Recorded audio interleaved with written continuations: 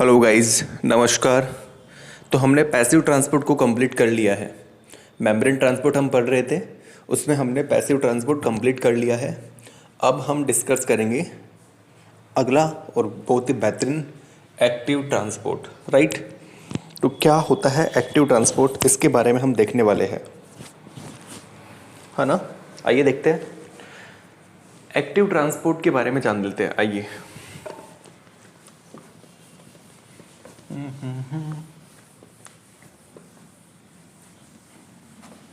देखो, active transport जो होता है ना, एक्टिव ट्रांसपोर्ट में आपने मैंने पहले थोड़ा बहुत बताया है कि एक्टिव ट्रांसपोर्ट जो होता है वो हमेशा कहाँ से कहाँ की तरफ होगा, बताइए। ये देखो, एक्टिव ट्रांसपोर्ट, एक्टिव ट्रांसपोर्ट जो होता है ये हमेशा अप हिल ट्रांसपोर्ट होता है। अप हिल ट्रांसपोर्ट का मतलब क्या होता है? अप हिल ट्रांसपोर्ट का मतलब होता है लो से हाई की तरफ होता है, ठीक है, अप हिल। और पैसिव ट्रांसपोर्ट जो होता है वो डाउन हिल ट्रांसपोर्ट होता है, हाई से लो की तरफ।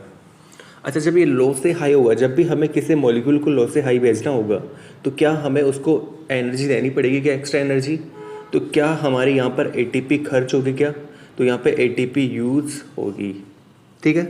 अच्छा, एक्टिव ट्रांसपोर्ट दो तरह का होता है, टू टाइप का होता है। एक तो होता है प्राइमरी एक्टिव ट्रांसपोर्ट, है ना। इसको हम प्राइमरी को ऐसे लिख सकते हैं या ऐसे, प्राइमरी एक्टिव ट्रांसपोर्ट। और दूसरा कौन सा होता है बताइए? Secondary active transport, secondary active transport. PAT और सेट हम एक एक करके देख लेते हैं। Very first, primary active transport, ठीक है। पैट क्या होता है? प्राइमरी एक्टिव ट्रांसपोर्ट, वही बातें आएगी दोबारा से, लो से हाई की तरफ एटीपी यूज। अच्छा, प्राइमरी एक्टिव ट्रांसपोर्ट में जो हमें समझना है वो क्या है, इसकी यहाँ पर पंप का इन्वॉल्वमेंट होता है। पंप इन्वॉल्व होते हैं यहाँ पे। पंप इन्वॉल्व होने का क्या मतलब हुआ? कौन कौन से पंप होते हैं? तो किसी ने कहा यहाँ पर पी टाइप पंप प्रेजेंट होते हैं, यहाँ पर वी टाइप के पंप प्रेजेंट होते हैं, राइट। यहाँ पर एफ टाइप के पंप प्रेजेंट होते हैं, और यहाँ पर एक चौथा है, उसको क्या बोलते हैं यार, ABC ट्रांसपोर्टर प्रेजेंट होता है। क्या प्रेजेंट होता है? ABC transporter, right. तो ये हमें पंप यहाँ पे पढ़ने हैं, P type pump, F type pump, V type pump, ABC transporter, right. P type pump में हम जो पढ़ते हैं उसका नाम है क्या? देखो, हम सबसे पहले पढ़ेंगे P type pump. P type pump में हम सबसे पहले किसके बारे में पढ़ने वाले हैं? या हम पढ़ेंगे Na+K+ पंप के बारे में, ठीक है।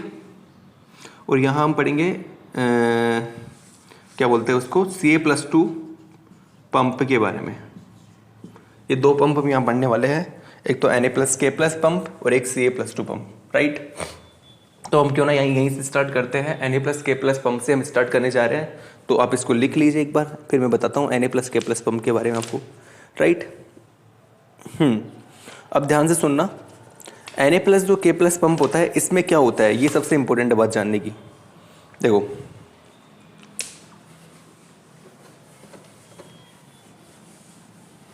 देखो भैया, यहाँ पे देखना आप लोग, जो आपका Na+K+ पंप होता है, यहाँ पर आपके पास में अल्फा एंड बीटा, दो तो अल्फा और दो बीटा सब यूनिट प्रेजेंट होती है इस पंप के अंदर। मतलब अगर मैं इसको बनाता हूँ ना, ये तो बहुत गंदा चल रहा है पेन, ये तो बहुत गंदा चल रहा है भाई। अगर मैं इसको बनाता हूँ तो मैं कुछ इस प्रकार से बनाऊंगा, देखिएगा आप लोग।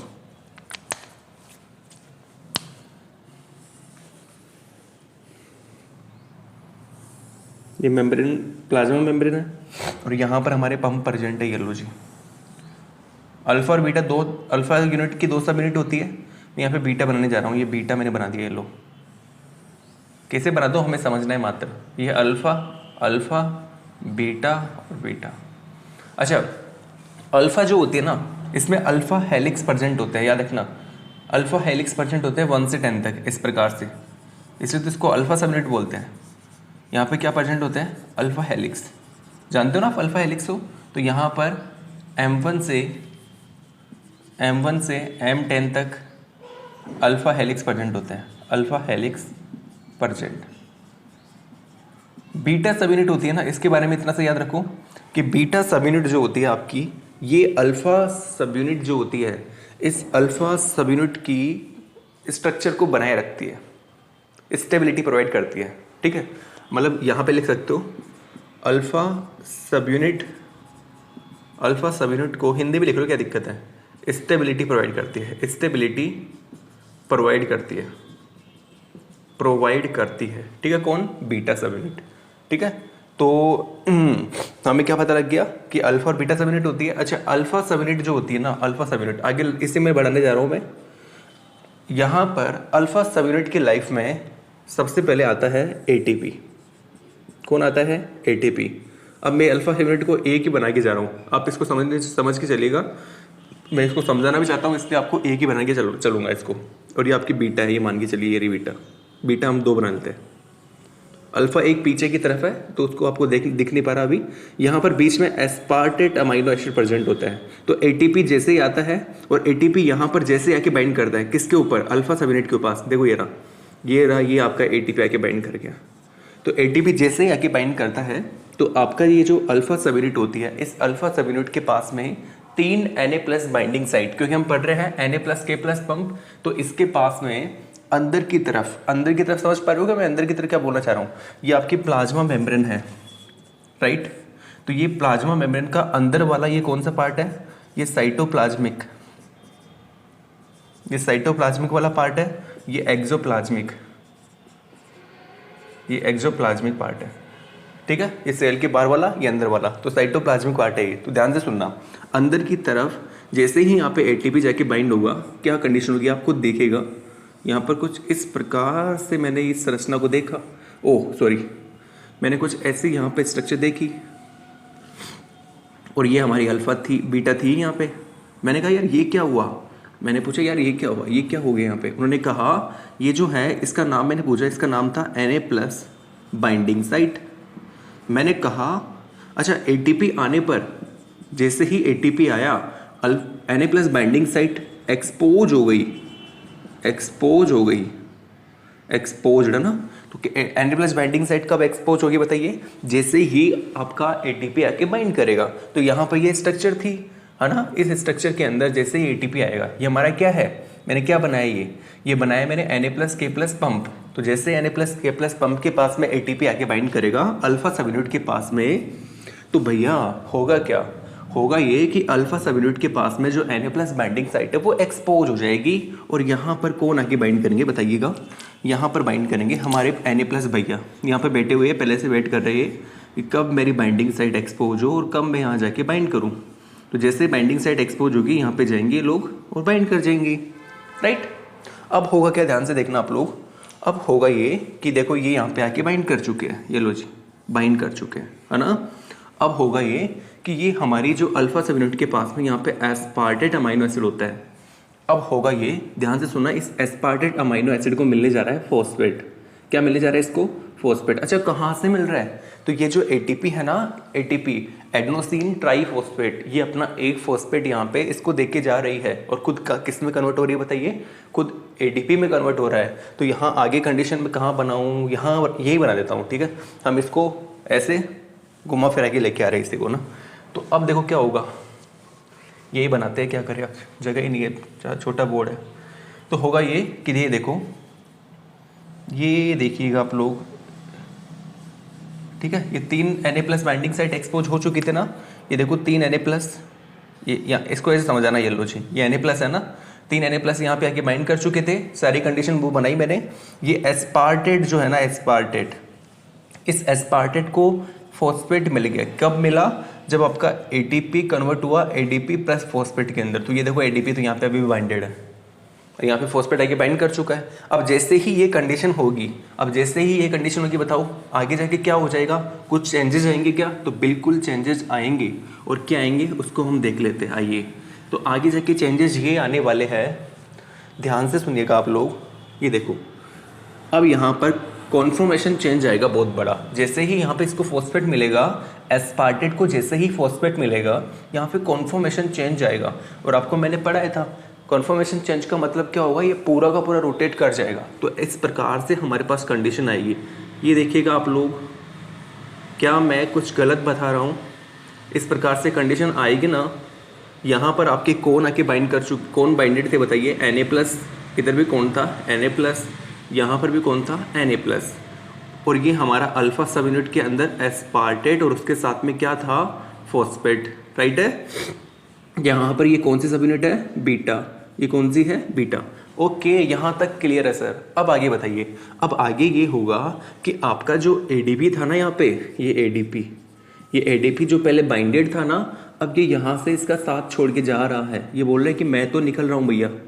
मतलब ये जैसे ही यहाँ से निकलेगा, कंडीशन कुछ ऐसी हो जाएगी कि ये आपका जो Na+ है ना, ये Na+ बाइंडिंग साइट है। इस Na+ बाइंडिंग साइट से ये Na+ बाहर निकल जाएगा और एक नई साइट एक्सपोज हो जाएगी। देखो यहाँ पर एक नई साइट एक्सपोज हो जाएगी जैसे ही एडीपी जाएगा। ये लो जी, नई साइट एक्सपोज हो चुकी है अल्फा के पास में, और जो वो Na+ साइट थी ना, वो गायब हो चुकी है। ओके, और वो Na+ का क्या हुआ? सर वो Na+ तो इधर एक्सोप्लाज्मिक सरफेस में रिलीज हो गए ना, 3 Na+, और ये नई साइट कौन सी एक्सपोज हो गई? तो इस साइट का नाम है K+ बाइंडिंग साइट। कब एक्सपोज होगी बताओ? बाइंडिंग साइट कब होगी बताइए, ध्यान से सुनिएगा। जब आपका एडीपी साथ छोड़ के जाएगा। तो एडीपी ने साथ छोड़ा, और एडीपी ने जैसे ही साथ छोड़ा तो बताओ क्या हो गया? हो गया ये जो आपको दिखाई दे रहा है, राइट। ये कंडीशन हो जाएगी। कोई दिक्कत है किसी को? ये लो जी। अब क्या होगा सर? अब होगा ये कि हमारे यहाँ पे वेट कर रहे थे कौन? यहाँ पर K+ वेट कर रहा था, K+ वेट कर रहा था। तो यहाँ पर जैसे ही बाइंडिंग साइट एक्सपोज होगी, K+ का काम क्या है? यहाँ पे आके बाइंड करना। तो इधर आके K+ बाइंड करेगा। ये लो जी K+, और ये लो जी हमारा K+, ये आके बाइंड कर गया। बाइंड करने के बाद क्या होगा? बाइंड करने के बाद में सेम वही प्रोसेस होगा। वही प्रोसेस होने का मतलब क्या है? सेम वही कॉन्फॉर्मेशन चेंजेज होगा। कॉन्फॉर्मेशन चेंजेज होगा तो देखो क्या होने वाला है, आप देखिएगा। कॉन्फॉर्मेशन चेंज जैसे ही होगा तो अब यहाँ देखो, ये घूमेगा तो क्या कंडीशन क्या हो जाएगी? देखिएगा खुद, देखो आप यहाँ पर कंडीशन कुछ ऐसी हो जाएगी। ये देखो, राइट। यहाँ पर कौन बाइंडेड है? K+, दो ही बाइंडिंग साइट है, बता दिया मैंने आपको ये चीज, राइट। अब यहाँ पर होगा क्या प्यारे बच्चों? देखना, बहुत प्यारी बात आएगी। अब देखना क्या होगा यहाँ पर होने वाला है, यहाँ पर इसकी जिंदगी में आने वाला है दोबारा से वही जो स्टार्टिंग में हुआ था ना, प्रोसेस रिपीट। दोबारा से इसके लाइफ में एटीपी आने वाला है। जैसे ही यहाँ पे एटीपी आके बाइंड करेगा ना, जैसे ही यहाँ पर इस कंडीशन पर एटीपी आके बाइंड करेगा, जैसे ही इस कंडीशन पर एटीपी आके बाइंड करेगा ना, ये देखो, और ये देखिएगा आप लोग, ये देखिएगा, ये हमारा K+ बाइंडेड था, काफ़ी कुछ था ये, लेकिन इसके लाइफ में आ गया एटीपी। जैसे ही एटीपी आएगा, यहाँ लिख देता हूँ मैं, एटीपी जैसे आया आपका K+ एक न्यू बाइंडिंग साइट एक्सपोज हो जाएगी। अरे यार पेन बिल्कुल नहीं चल रहा है, तो धोखा देने बताएगा, कगार पे आ गया रे।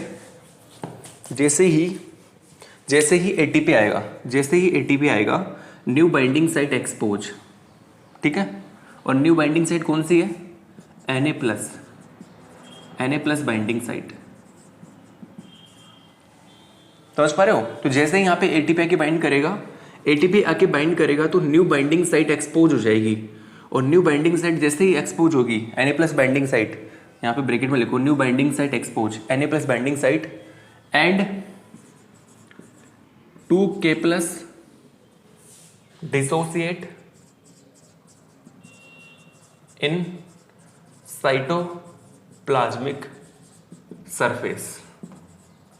आपके साइटोप्लाज्मिक सरफेस मैं ये 2 पे के प्लस यहाँ से यहाँ पे क्या हो जाएंगे, डिसोसिएट हो जाएंगे। के प्लस यहाँ पे आ गया, के प्लस आ गया, बाहर आ गया, और अब यहाँ पे न्यू बाइंडिंग साइट एक्सपोज हो चुकी है। तो दोबारा से 3 Na+ रिपीट होगा प्रोसेस, वो दोबारा से जाके बाइंड करेंगे, दोबारा से सारा प्रोसेस होगा। तो इस प्रकार ये प्रोसेस चलता रहता है। आई थिंक आप समझ पाए होंगे मेरी बात को, ठीक है। ओके, तो हमने आज पढ़ा Na+ K+ पंप। अगर आपको अच्छा लगा तो इसी प्रकार वीडियो को देखते रहिए, लाइक करते रहिए। मिलेंगे अगले वीडियो में, तब तक के लिए इसको देखें, एक एक चीज़ों को दोबारा से वीडियो में बैक जाके आराम से एक एक डायग्राम को बनाइए। फाइनल डायग्राम आपका क्या है, फाइनल डायग्राम आपका यहाँ बना देता हूँ मैं।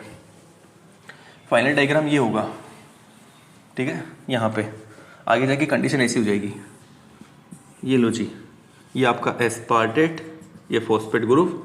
अब यहाँ पर जैसे ही एटीपी जिंदगी में आता है, एटीपी जिंदगी में आएगा तो दोबारा से वो 3 Na+ बाइंडिंग साइट एक्सपोज हो जाएगी। अब 3 Na+ यहाँ जाके बाइंड करेंगे, एक इधर, एक यहाँ, एक यहाँ, और दो K+ तो डिसोसिएट हो ही गए थे, ये लो 2 K+, राइट। और यहाँ पर ये आपका बीटा, ये आपका बीटा, और ये आपका अल्फा, ये एस्पार्टेट, राइट। दोबारा से एस्पार्टेट के पास जो फॉस्फेट था ना वो क्या हो जाएगा, गायब। यहाँ पे जो फॉस्फेट था ना वो चला जाएगा, दोबारा से एस्पार्टेट, और यहाँ पर ये इसको बाइंड करवाई दो, ATP। अब दोबारा से प्रोसेस रिपीट होगा, सारा प्रोसेस देखो यहीं से स्टार्ट किया था, यहीं से चलेगा दोबारा से। अब तो ये मैं आपको समझाने में शायद सक्षम रहा, अगर रहा तो बताइएगा मुझे। हम मिलते हैं नेक्स्ट वीडियो में, और उसमें बहुत ही बेहतरीन टॉपिक लेके आएंगे। इसी प्रकार कोई पंप लेके आएंगे।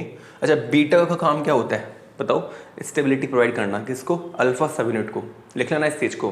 बीटा का काम क्या होता है, स्टेबिलिटी प्रोवाइड करना।